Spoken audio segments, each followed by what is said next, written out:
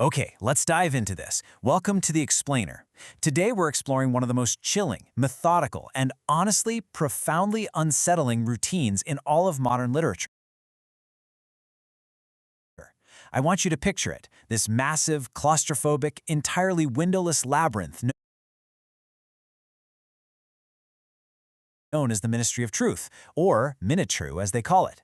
We're going deep inside the belly of this beast to break down a single day in the life of Winston Smith. Try to really set the scene in your mind for a second. Imagine you're sitting in a tiny, cramped cubicle. You clock in for your daily 9 to 5, but you're not balancing spreadsheets or filing memos. No, your daily grind is literally destroying reality. Think about that. What does it actually feel like to be a cog in a machine where your primary job output is the complete total erasure of the past? Section 1. The Desk of Deceit. The Mundane Tools of Reality Control. To really understand how this works, we have to look at the intense contrast between Winston's totally boring, mundane office desk and the insidious nature of what he's actually doing. So here are his physical tools for controlling information. He dictates his work into a device called a SpeakWrite, which basically just translates his voice into text. On the walls of his cubicle, you've got these pneumatic tubes. One spits out his assignments and old newspapers, and the other sucks away his completed work. And then there are the memory holes. These are large, round orifices protected by wire gratings. Whenever a document or a scrap of paper is no longer needed, it's not just tossed in a wastebasket. It's dropped down the memory hole, where it's instantly consumed by these invisible, roaring underground furnaces. Section 2. Decoding the Daily Grind. Translating newspeak into lies. Now, what's really interesting about this slide is how Winston's day actually begins. The pneumatic tube spits out 4 little cylinders of paper. They're filled with these highly compressed newspeak puzzles that Winston has to decode before he can even start his real work of lying. Let's take a look at one of these orders. The newspeak reads, Times 14.2.84, Mini Plenty Malquoted Chocolate Rectify. Sounds like gibberish, right? Well, what it actually means is that the Ministry of Plenty's past statement about the chocolate ration was quoted incorrectly, and Winston needs to fix it. See, just yesterday, the party announced chocolate rations were being reduced to 20 grams a week. So Winston's job is to alter the past records to show that the party had actually predicted the reduction. Or even better, to reframe that 20-gram reduction as a glorious, triumphant increase. It's wild. It's exactly how the party hides its failures right in plain sight. But the orders get much, much darker. Look at this next one. The plain English translation essentially boils down to erase all mention of a vaporized party member.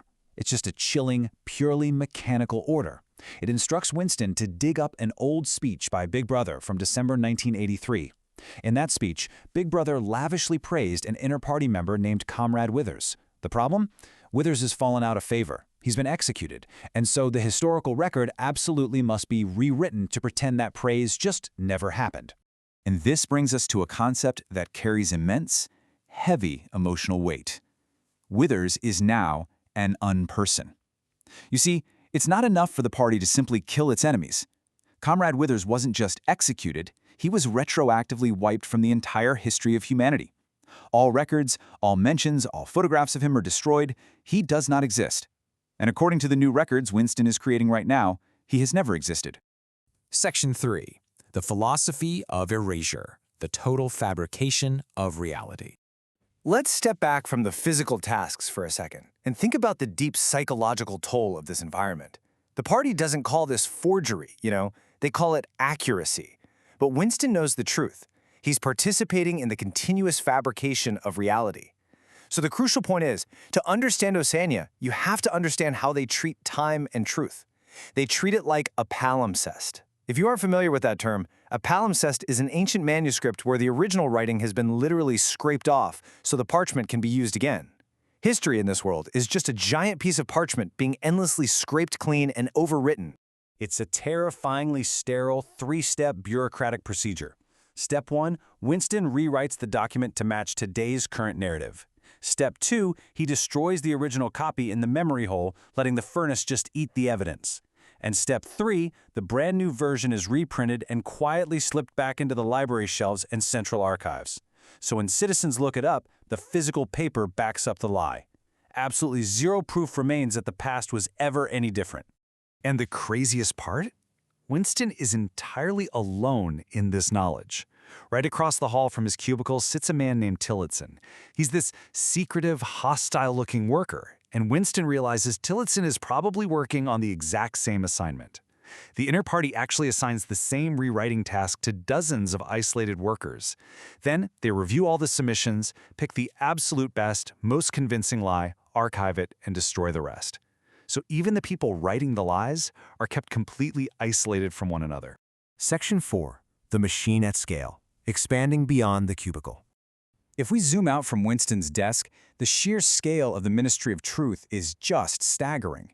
Beyond Winston, there are literal armies of clerks whose sole exhausting job is to track down and destroy old texts, and the building is full of specialists, which adds a real touch of dark absurdity to the horror. Take Ampleforth, for example. He's described as this dreamy poet with hairy ears. His entire job is butchering classic poets like Shakespeare and Milton. He edits their masterpieces so they fit strict party ideology, all while meticulously trying to keep their original rhyme schemes intact. But Minitrue doesn't just erase high art and history, they manufacture the lowest forms of distraction too. They produce what's known as prole feed to keep the lower-class proles completely docile. We're talking sensational, trashy novels, films oozing with sex, incredibly silly songs composed entirely by machines called versificators, and even sealed packets of low-grade pornography from a subsection called pornosec, which, by the way, is strictly off-limits to regular party members. The goal is simple: keep them entertained and keep them mindless. Section 5, The Birth of a Ghost, the creation of Comrade Ogilvy. Let's move to and see how this builds, because this leads us to the climax of Winston's day. He has to tackle the problem of replacing Comrade Withers. To truly grasp what Winston is doing here, you really have to understand the sheer horror of vaporization. Remember, Withers was a man who once held the Order of Conspicuous Merit, second class, and now he's subjected to systematic erasure. Arrested in the dead of night, his name is scrubbed from every registry, every single document about him is burned. He simply ceases to exist. So this presents Winston with a physical layout problem.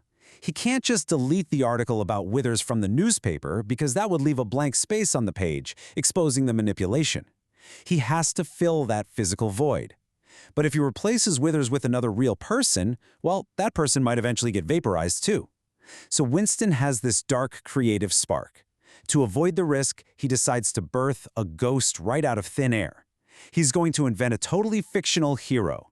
Sitting at his speakwrite, Winston starts pacing out the life of Comrade Ogilvy like it's a psychological thriller. He dictates this hyper-patriotic timeline into existence. At age 3, little Ogilvy demands only a toy drum and a submachine gun. At 11, he overhears a suspicious conversation and betrays his own uncle to the thought police.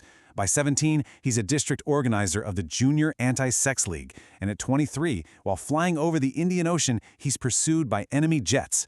To keep his secret dispatches safe, Ogilvy straps himself to the helicopter's heavy machinery and leaps into the sea, bravely drowning himself. Winston fleshes out Ogilvy's legacy with this really deep, twisted satisfaction. He's created the perfect, unblemished party martyr, a man of total celibacy who doesn't smoke or drink, who has absolutely zero hobbies outside of the party, and who even found time to design a highly effective military hand grenade. And this brilliantly illustrates the true emotional gut punch of the Ministry of Truth. Winston finishes dictating, the text is archived, and Comrade Ogilvy is born. Yesterday, he was a fiction invented in Winston's mind. Today, he is an irrefutable historical fact. Comrade Ogilvy now exists just as authentically and with the exact same amount of physical historical evidence as Julius Caesar or Charlemagne. It all comes back to this chilling quote, which perfectly summarizes the metaphysical horror of Winston's workday. All history was a palimpsest, scraped clean and reinscribed exactly as often as was necessary. The party isn't just controlling the present. They are literally manufacturing the past out of thin air, day by day, hour by hour, scrap by scrap down the memory hole. Which leaves us with a really lingering, dreadful thought to end on. If our own history is treated like a palimpsest, carefully scraped clean and rewritten by a victorious party or a powerful machine, how would we ever know what was erased before we got here? It's definitely something to think about the next time you read the news. Thank you so much for joining me for this explainer, and I'll catch you next time.